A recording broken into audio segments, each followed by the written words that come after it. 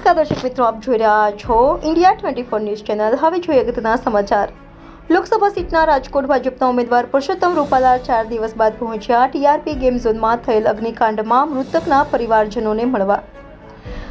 Reporter ભરત ભરવા સાથે Rohit Bhojani, India 24 news channel, Rajkot.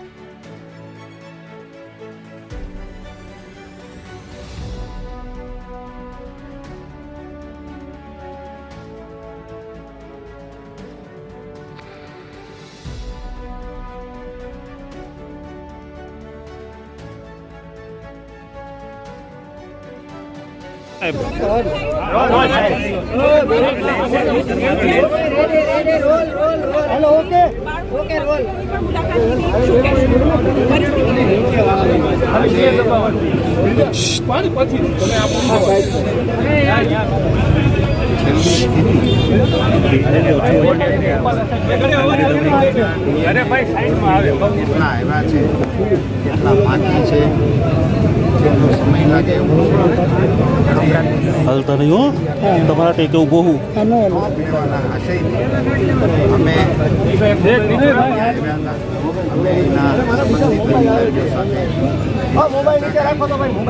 અમારી માહિતી ભૈયા ડિસ્પ્લે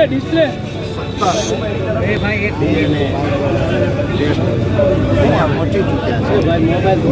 એની આગળની વ્યવસ્થા પ્રોસેસમાં સ્થાનિક ધક્કા ન મળે પાછા। લેટેસ્ટ આંકડો શું છે? કેટલા રિપોર્ટ આવ્યા છે?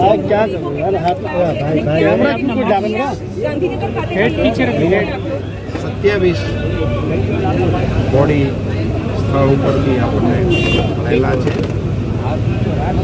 થોડાક છૂટા અંગોપાંગો સાથેની પણ ત્યાંથી આપણને મળેલી છે। 27 આપણે ત્યાં પહોંચાડી દીધા છે। એમના વાલીઓના પણ ડીએનએ ઉપલબ્ધ હતા, એના બધાના પહોંચાડી દીધા છે। એ પૈકી 17નું મેચિંગ પણ થઈ ગયું અને 11ની સ્થિતિએ 10નું મેચિંગ બાકી છે, જેની અવેટ કરી। સાહેબ, ગેમ ઝોનનું સ્ટ્રક્ચર નબળું હતું છતાં પણ 4 વર્ષ ત્યાં ધમધમતું હતું। આ કેટલું વ્યાજબી સાહેબ? આજે કેટલાના પરિવારોના માળા વિકાઈ ગયા? એ આપનો પ્રશ્ન બૃહદ રીતે ચર્ચાઈ ગયો છે અને એ કોઈ વ્યાજબી હતું એમ હું કહું કે અન્ય કોઈ કહેતું હોય પણ એની વ્યાજબીતા ક્યારેય સિદ્ધ થવાની નથી। એ નહોતું જ વ્યાજબી, એટલા માટે જ મુખ્યમંત્રીશ્રીએ સીટની રચના કરી। સર, લોકોમાં એવી નારાજગી જોવા મળે છે કે 54 કલાક વીતી ગયા પછી તમે આવ્યા છો। કાલે બહુ વિરોધ હતો કે લોકસભાની જે મતદાન હતું તે પહેલા તમે ઠેકાણે સભા યોજતા હતા, 54 કલાક વીતી ગયા પછી કેમ આવ્યા? હું અહીંયા બીજે જ દિવસે સવારે 8 વાગ્યાનો અહીંયા આ સ્થળે હું નહોતો આવ્યો, એટલી વાત તમારી સાચી છે। એનું કારણ પણ આ બધી પ્રવૃત્તિ કરવાથી હું એવું માનું છું, મારું પોતાનું છે કે જે પ્રક્રિયાઓ ચાલી રહી છે એને થોડું ઘણું વ્યવધાન થાય છે, ટેકો થવાની પ્રક્રિયા। હું અહીંયા જ હતો, હું તંત્ર સાથે સંકળાયેલો હતો, તંત્ર સાથે કોર્ડિનેટ કરતો હતો, અહીંયા આવનારાની સાથે પણ હું પ્રત્યક્ષ જોડાણેલો હતો। એમની સાથે બધાની સાથે સંપર્ક કરીને એનું કોર્ડિનેશન સારી રીતે ચાલે એ હું પહેલે દિવસે અહીંયા હું સીએમ સાહેબને રૂબરૂ હું જ મળ્યો અને આપના લોકોએ મારી બાઇક પણ લીધી એમ્સમાં। હવે દાખલો કેવો બેસાડવો જોઈએ? એસઆઈટીની રચના થઈ, 2-4 લોકોને સસ્પેન્ડ કરાયા, એનાથી આગળ આ વખતે કંઈક નવું થશે કે આ દુર્ઘટનામાં પણ કંઈ નવું નહીં થાય? આપણે એવી અપેક્ષા અને પોતાનો એવો નમ્ર મત છે જે પ્રકારે મુખ્યમંત્રી શ્રી પોતે એમાં ઇન્વોલ્વ છે, જે રસ લઈ રહ્યા છે, ત્યારે ડે ટુ ડે એ જોતા મને એવું લાગે છે કે આમાં કાનૂનો બેસીને કાર્યવાહી અવશ્ય સાહેબ હું સસ્પેન્શનને તો કાર્યવાહીનો ભાગ ગણું છું. એને કાર્યવાહીનું પરિણામ નથી. સાહેબ પરિવારજનો લોકો દાખલો બેસાડવાની માંગ કરી રહ્યા છે પરિણામ આવ્યા પછી નવા નિયમો ક્યારે બનશે ગેમ ઝોન ને લઈને નવા નિયમો ક્યારે બનશે એ પ્રશ્ન આપણો એવો છે કે સીટવાળા ભલામણ કરશે.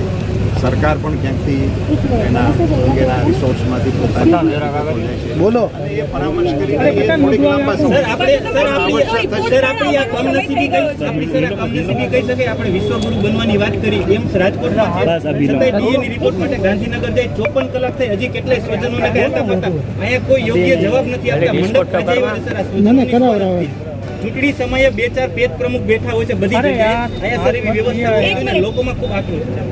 જે તમારી વાત સાથે તમારી ફરિયાદ સમજું છું અને આવી આકસ્મિક દુર્ઘટના કોઈ અપેક્ષિત હોતી નથી અને આના ઘણા બધા પરિમાણો હોય છે અને એને કારણે વ્યવસ્થાની અંદર નાની મોટી કોઈ ક્ષતિ રહી ગઈ હોય તો એને મોટી તરીકે નહીં જોતા એને હું સપોર્ટ લઉં છું તમારો. ધ્યાનમાં આવ્યું એટલે તરત કરવા માટેનો પ્રયાસ. પરિવારજનોએ તમને વિનંતી કરી હવે તમારી શું તૈયારી છે તમે કેવી રીતના એમની મદદ માટે હાલ તૈયારી કરી રહ્યા અમે આ લોકોના વિનંતીને કારણે તો અવશ્ય અમે એમની લાગણીઓ જ્યાં પહોંચાડીશું એ ઉપરાંત અમે એની લાગણીને અનુરૂપ એક્શન આવે ये दिशा ना प्रयास. सर पर ये इतने टाइम से चल क्यों रहा था जब पता था कि गेम जोन में बेसिक फायर सेफ्टी मेजर्स भी नहीं लिए गए? तंत्र ने इसका क्यों कुछ सोचा नहीं इसके बारे में कि ऐसी बड़ी दुर्घटना हो सकती है? कितने बच्चों की जान गई है, हमारे बच्चे थे. मैडम इसके लिए ही तो सिंह की रचना हुई, वही ये सारे सवाल के जवाब पर वो क्या ढूंढेंगे. करेंगे आप, वो बच्चों की जान का क्या?